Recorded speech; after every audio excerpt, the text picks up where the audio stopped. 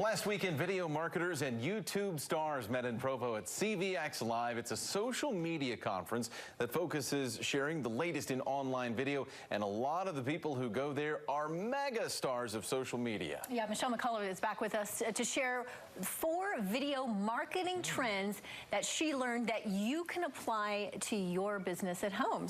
So that's fantastic. Yeah, it was super exciting. We do a lot of these things for clients too, but it was fun to see what the current trends are. But number 1 is Facebook Watch. Everyone kind of looks to YouTube, and YouTube should still be big, but Facebook really has created an entire interface for videos, and they're focusing and pushing on them now. So people who are interested in getting their content in the newsfeed algorithm really shouldn't look away from Facebook Watch. And some of those bigger video audiences now have ad opportunities to be able to get ad revenue as well if they're interested. That's really the name of the game with Facebook, is finding your place in the algorithm, right? And this is certainly their video, their live features, all such a big part of their algorithm right now. If you want to get yourself seen, that's where you have to be. Absolutely. What's next? The second thing that I would recommend is don't be afraid of long-form content. In the last few years, there's been a trend to be quick and small. Vine was big for a while. Snapchat is big, but some of those are seeing going away because YouTube is becoming such an information source. So don't be afraid of long-format videos, whether they're between 7 to 12 minutes or even longer. Wow. As long as you can provide value and entertainment and education, people are watching longer content, and that increases your watch time and your views, which YouTube cares about. So it also works in Facebook as well. The longer the watch time, the more views there are, the more likely it's going to get shared or even commented on or as seen on. So make sure that you're using some of that long form content as well to get your information out there and to get more people to watch you for longer. What's something that video marketers who are just starting into this, what is some of the things they need to know?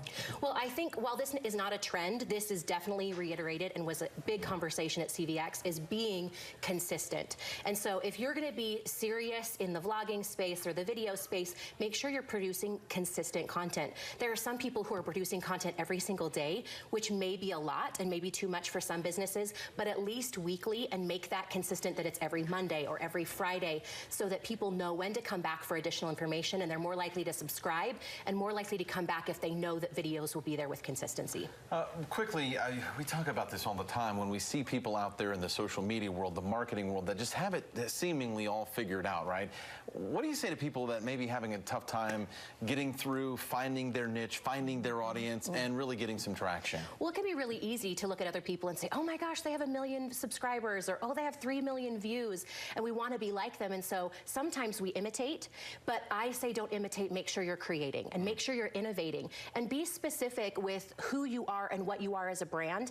You can get some ideas about what other successful people are doing out there, but it's really important to make sure you take your own space, your own view, your own entertainment, because copying won't help you. People will see straight through that. It's got to be different, and it's got to be unique and authentic. What did they say, though, about production value? I mean, how the quality of your video, what do you think about that? I mean, do people need to go out and buy like some serious equipment to make this happen? Well, I would say that for sure, sometimes the technology that's available on most phones these days really is better than was even available 10 years ago. Absolutely. And so my recommendation to clients is just to begin, to start with what you have. And over time, sure, add a light kit. And then over time, add a better camera. And then over time, add professional editing and do some other things. But I say don't wait till it's perfect. Start to get content out there. Do the very best you can with what you have. And then as you're growing, go ahead and add to that technology so that it truly can be great. But it doesn't have to be production studio quality in order for people to be interested and engaged. Michelle, I know you have so much more on your website. Where can people go for more information? We're going to put some specific details about video on a site at speakmichelle.com/KSL. So just for the viewers here,